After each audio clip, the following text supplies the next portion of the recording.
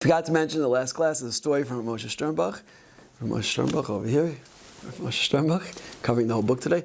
So, Moshe Sternbach was once approached by a general in the Israeli army. He says, "Why don't your boys fight in the army?" He said, "Why don't your boys fight in the army?" So Moshe Sternbach said back to him, he said, "If it wasn't for our boys, there would be no army." He said to him, yeah? The guy said, "Okay, I hear." So, Lemaaseh, Moshe Sternbach said, the main thing is that people who are learning yeshivas, they have to know that they're defending the country. They should not be complacent about this, right? They shouldn't be complacent. Number one, they should care about every single Jew who's fighting the army. My friend D.E., who came to visit me, said, in our shul, there's 6 seats missing. 6 people were killed in our shul. He lives in Neve Daniel, I think, or Efrat. And the people learning in Beis Medrash, they shouldn't be complacent. They should realize what they're doing. Rebbe Yashiv said, anybody who doesn't learn at full capacity during the war cannot say that he doesn't have blood on his hands. Yeah, he can't say that there's blood on his hands. So that's something to take very seriously. That we are on the front line, and that we have to really take that seriously. Number one. Number two, to care about other Jews.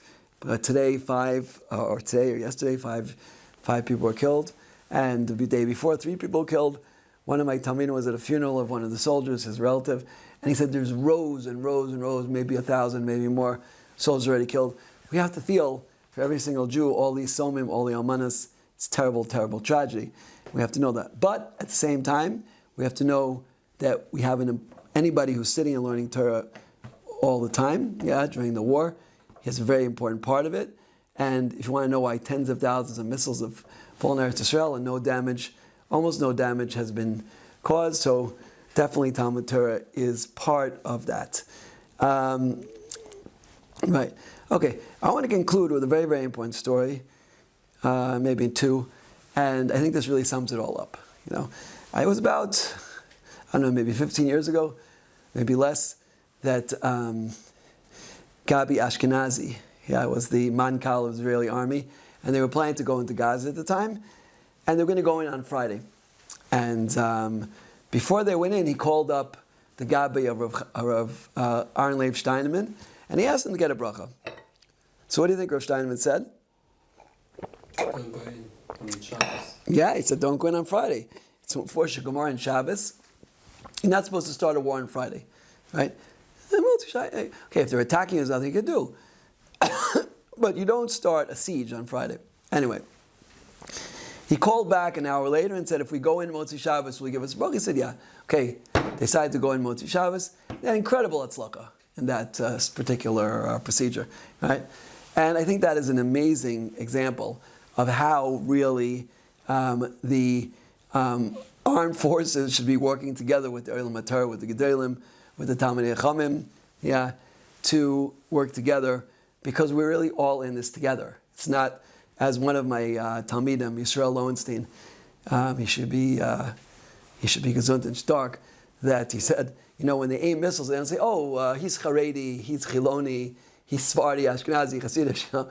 It doesn't work like that. They just want to annihilate the Jewish people.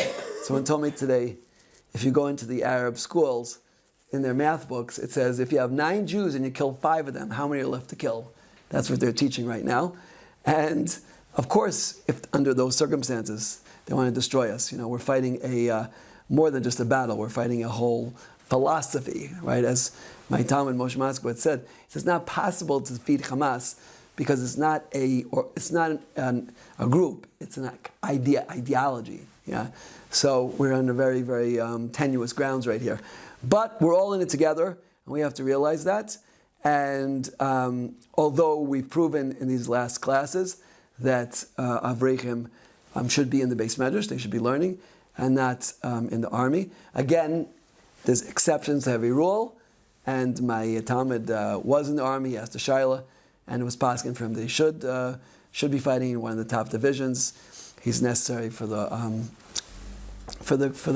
complete picture. There were other factors as well, but the moral of the story, the bottom line here, is that we're all in it together, and we all have to care about each other. And when I was interviewed by Netflix, which will be coming out next month, the documentary about relations between the secular and the religious in Israel. So they interviewed me for an hour. They took 30 seconds of the interview, but the part they took is what I said. They said, how should the Jewish people look? I said they should look, that when people look at the Jewish people, they said this is what a nation should be. They should see the paradigm of unity and brotherhood and love between one another, and that's how we should be. And that is really what we're striving for. Hashem should give us siyata d'shmaya, we should get there, and the war should end quickly. The hostages should come back by the time this is viewed. The hostages should be out already. Amen, Cain, to your son. And I want to give a special bracha today to Donald Trump, who will be probably in office or close to that by the time this is viewed, that he should have bracha and tzlachas yad ishma. He should make all the right decisions, especially when it comes to Israel. And we should hear the bells of Mashiach ring very soon. Amen, Cain, to our son.